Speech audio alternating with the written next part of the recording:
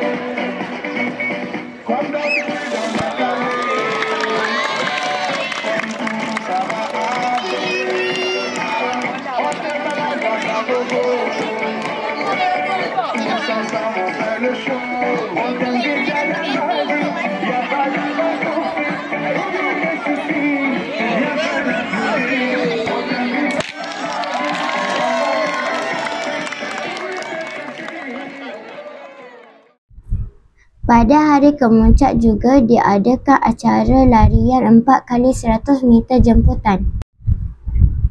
Sekolah-sekolah yang terlibat dengan acara jemputan ialah SK Gontok Nasib, SK Pusat Bukit Besar dan SK Chowa Wiseng.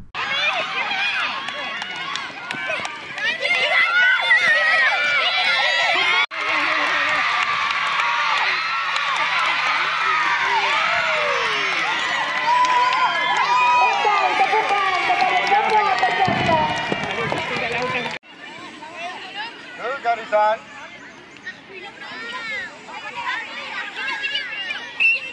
Sedia.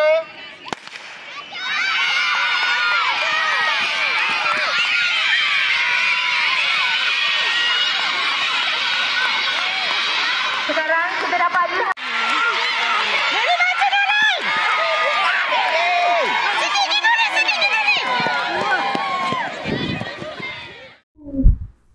Ibu bapa juga turut serta dalam acara yang dipertandingkan.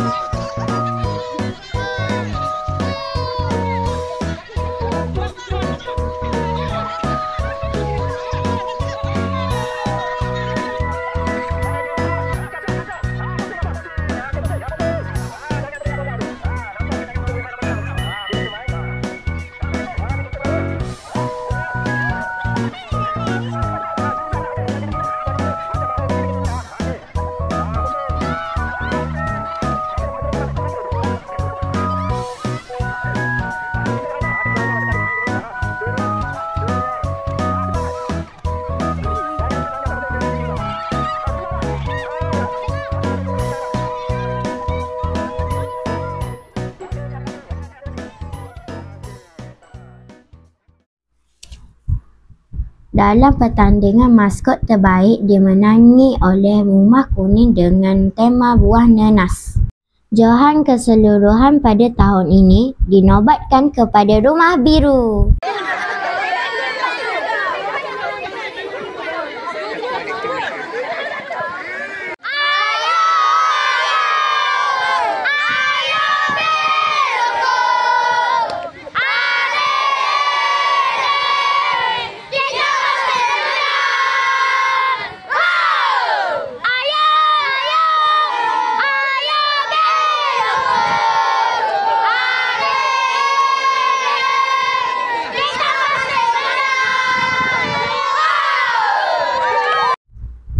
Manakala tempat kedua dimenangi oleh Rumah Kuning, tempat ketiga Rumah Hijau dan tempat keempat Rumah Merah.